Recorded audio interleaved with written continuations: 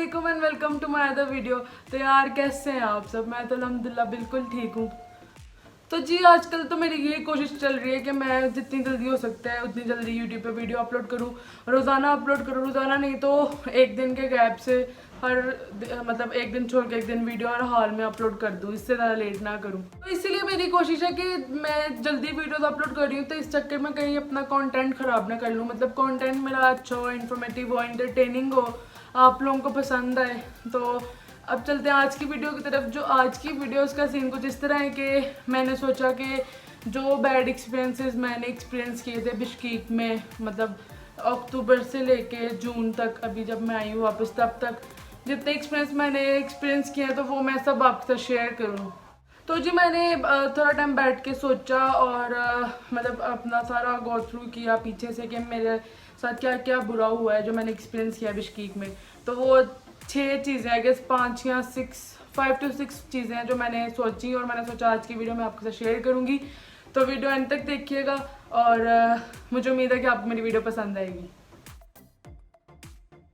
तो जो first thing मैं आपसे शेयर करना चाहूँगी वो ट्रस्ट इश्यूज़ में ही आता है। वो ये सीन हुआ था कि दिसंबर था, आई गेस नवंबर या दिसंबर था, और मैंने जैसे पहले भी वीडियोस में बताया कि हॉस्टल में फैसिलिटीज़ का थोड़ा इशू होता था, कपड़े हाथ से धोने पड़ते थे, खाना वगैरह शुरू में। तो फिर हमने सीनियर्स के साथ मिलके सोचा कि हम ना फ्लैट शिफ्ट कर जाते हैं। तो वो सीनियर्स भी हमारी कन्विंस थी, 2 सीनियर थी और 3 मेरी दोस्तें थी। मैं और मेरी 2 दोस्त थे, मतलब 5 लोग हम थे। तो हमने बड़ी मुश्किल से जी किसी बंदे का कॉन्टैक्ट नंबर ढूंढा कि इसके थ्रू हम फ्लैट ढूंढेंगे। तो वो बंदा हमें लेके गया, उसने फ्लैट वगैरह दिखाया, हम सेटिस्फाई, फ्लैट हमें पसंद आ गया, हमारी सीनियर सेटिस्फाई। तो हम बड़े खुश थे जी कि कल हम शिफ्टिंग कर रहे हैं। तो जी शाम हुई और हम पेमेंट कर रहे हैं एडवांस में ख़ज़ाइन को कि जी कल हम शिफ्टिंग करेंगे इंशाल्लाह।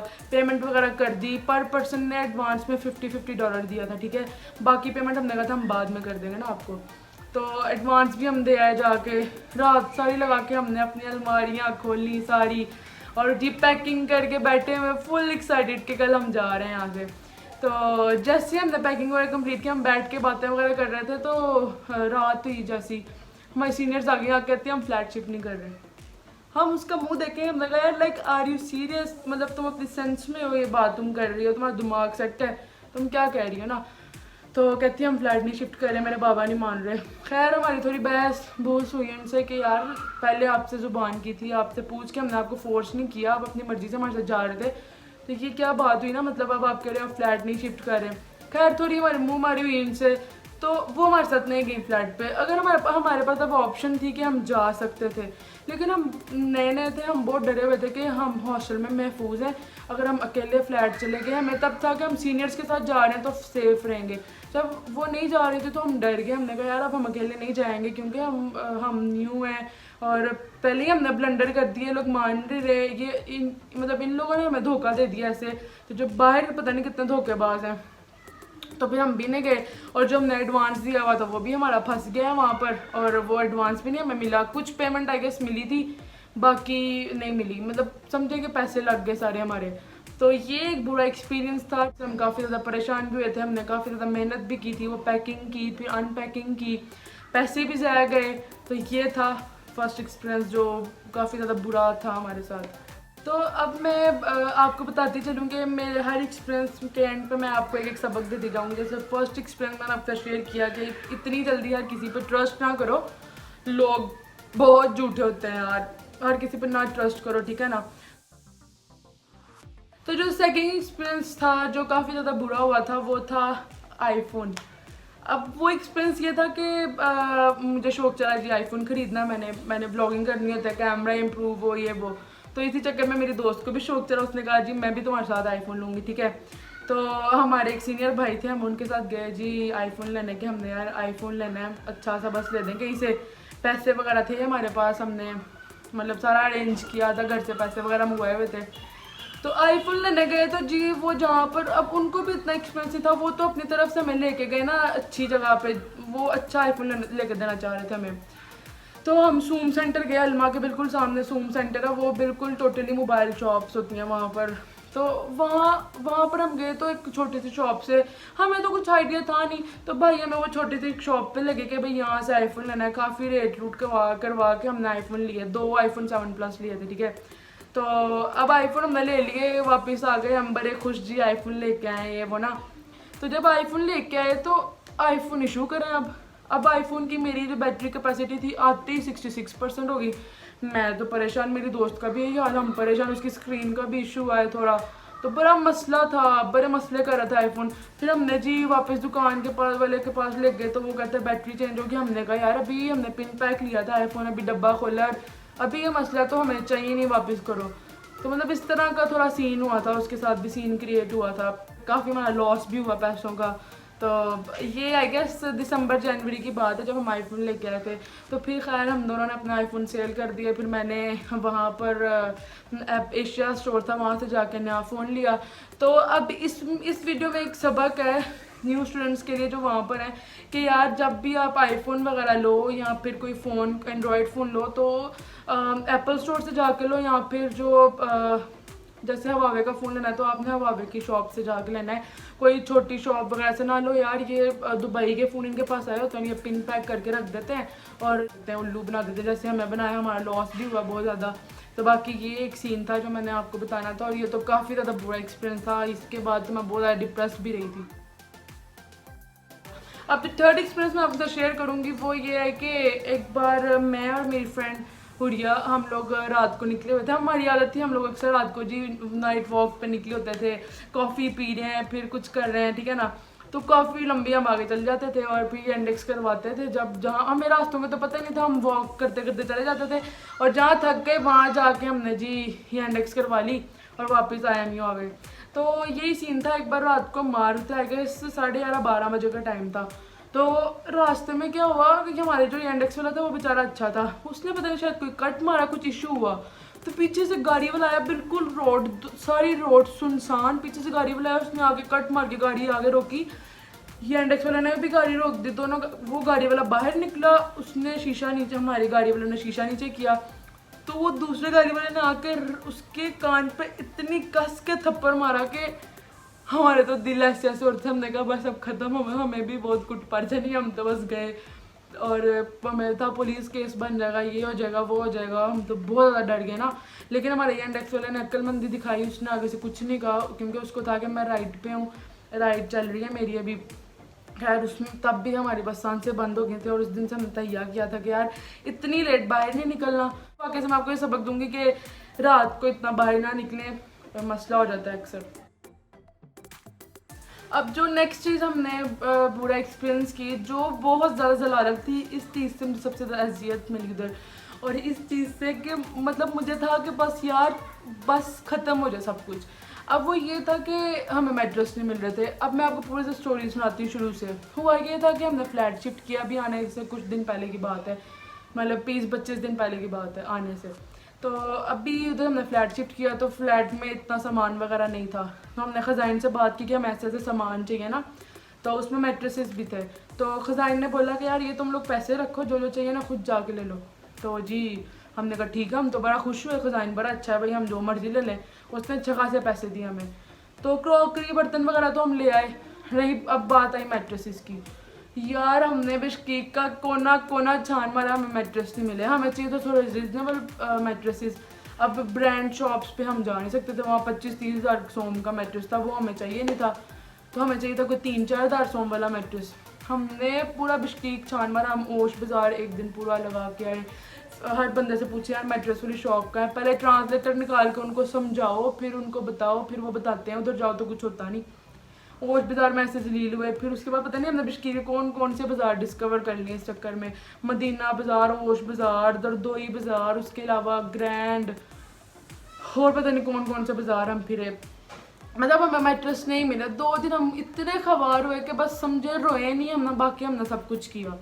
तो अब ये हुआ कि तीसरा दिन था, हमने कहा यार अब बस ना, ये जिस दुकान का बंदे ने बताया ना, एक बंदे ने हमें बताया था इस दुकान का कि इधर जाके देखो। तो हमने कहा यार अब बस इधर जाके देखना, अगर मिल गए तो ठीक है, नहीं तो हमें ज़मीन पे सोना कबूल है, इतनी दलालत की हमने बर्दाश्त होती। तो अब ये था कि हमें ना इस शॉप का बड़ी देर पहले एक बंदे ने बताया कि आप इधर जाएं, इधर से मिलेगा। हमने इस चीज़ को इग्नोर किया, हमने कहा यार यहाँ कहाँ मिलना है वो। तो थर्ड डे हमने सोचा चलो यार इधर चले ही जाते हैं, क्या पता मिल जाए।